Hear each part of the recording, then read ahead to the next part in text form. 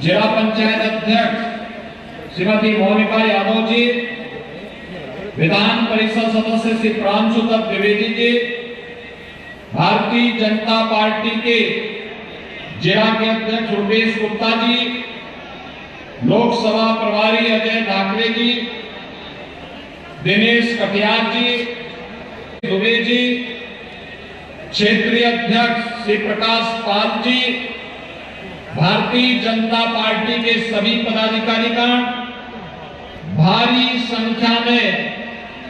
फर्रुखाबाद के आए हुए मेरे सभी उपस्थित बहनों और भाइयों, आज मां गंगा के सानिध्य में बसे हुए फर्रुखाबाद जनपद, जिस जनपद में भगवान बुद्ध ने, क्या हो गया दादा, पीछे बना लो, तीर्थंकरों ने और बाबा नीम करोली ने अपनी पवित्र साधना से जिस जनपद को धन्य किया है, इस धरा को कोटि कोटि नमन करते हुए मैं आप सबका हृदय से अभिनंदन करता हूं। बहनों भाइयों, आज जहां एक और जनपद की 288 करोड़ रुपए की परियोजनाओं के लिए जो हमारे माननीय जनप्रतिनिधियों ने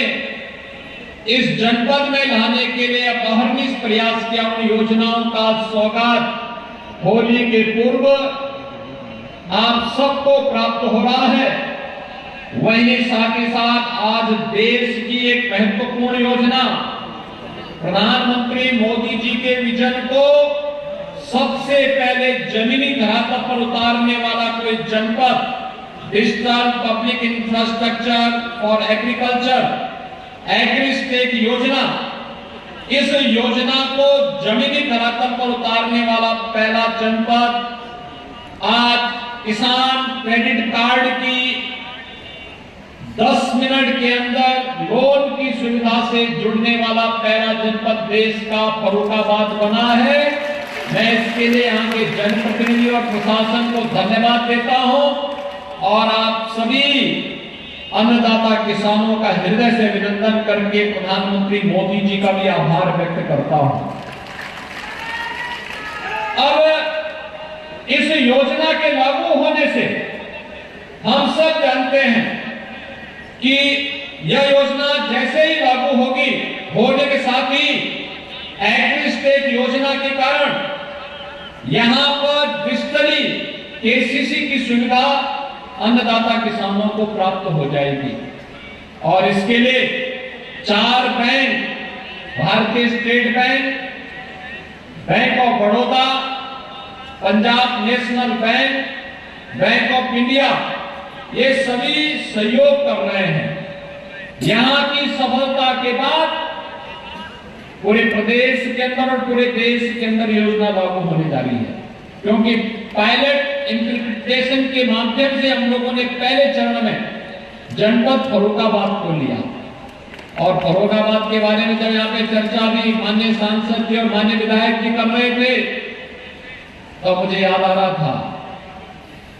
कि यहाँ के लोग बार बार कहते थे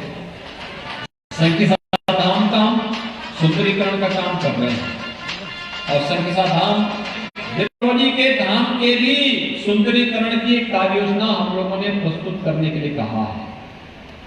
और मां गंगा की अविरल और निर्मल धारा के लिए नमामि गंगे परियोजना के माध्यम से प्रधानमंत्री मोदी जी का जो अभियान चल रहा है, इस पर पहले की तुलना में बहुत काम हुआ है। जो बचा है प्रयागराज कुंभ के पहले हम उस काम को भी पूरा करने जा रहे हैं। बहनों भाइयों, यहां पर सांसद जी भी कह रहे थे और हमारे विधायकगण भी कह रहे थे, बार बार कहते हैं कि गंगा एक्सप्रेस वे, और मैं आप सबसे कहने के लिए आया हूं, हमारा सर्वे का काम चल रहा है और फर्रुखाबाद होते हुए मार्ग गंगा को जोड़ते हुए गंगा एक्सप्रेस वे फर्रुखाबाद को जरूर जोड़ेगी। उसके लिए हम लोग अपने पहले भी कह चुके हैं कि कार्य होना है। फर्रुखाबाद वासियों को इसके लिए किसी के पास जाने की आवश्यकता नहीं है। डबल इंजन की सरकार डबल स्पीड से चलती है। जनप्रतिनिधिगण आपकी मेहनत करते हैं, प्रयास करते हैं और योजनाओं को आपकी जमीनी धरातल पर लेकर के आएंगे। 100 किलोमीटर का हम सर्वे का कार्य पूरा कर चुके हैं। हम लोग इसको गंगा एक्सप्रेस वे से लेकर के और बुंदेलखंड एक्सप्रेस वे तक जोड़ने की इस पूरी कार्य योजना को जमीनी धरातल पर उतारने के लिए बड़े कार्य योजना तक काम कर रहा है। औरंगाबाद आने वाले समय में कानपुर की तर्ज पर एक आधुनिक जनपद बनने की ओर तेजी के साथ अग्रसर होगा, कोई संदेह नहीं होना चाहिए। बहनों भाइयों, ये जनपद में जिस जनपद में ब्रह्मदत्त द्विवेदी जी जैसे सपूत दिए हो, जिनका जीवन राष्ट्रवाद के लिए समर्पित था, और आप सब जानते हैं समाजवादी पार्टी के चीर हरण के दृश्य को बेनकाब करने वाला कोई एक भारत मां का लाल था, तो वह थे इसी धरती के सपूत स्वर्गीय ब्रह्मदत्त द्विवेदी जी। हम लोगों ने उस समय समाजवादी पार्टी के षड्यंत्रों को पूरी तरह दूर करते हुए एक आह्वान किया था, राजनीति का शुद्धिकरण होना चाहिए, अपराधीकरण समाप्त होना चाहिए। और बहनों भाइयों, मैं आभारी हूं आप सबका, आदरणीय प्रधानमंत्री जी का, प्रदेश की जनता जनार्दन का, कि हम लोगों ने प्रदेश की कानून व्यवस्था को ऐसा बना के रख दिया है कि पूरे देश के अंदर कानून का राज के बारे में जब चर्चा होती तो उत्तर प्रदेश की सब लोग चर्चा करते हैं। बेटी सुरक्षित हो जाए, व्यापारी सुरक्षित हो जाए,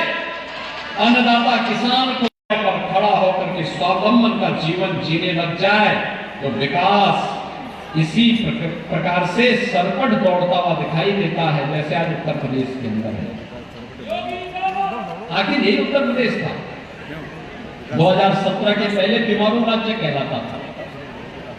लोग ये मानते थे कि देश के विकास का सबसे बड़ा बाधक है यूपी।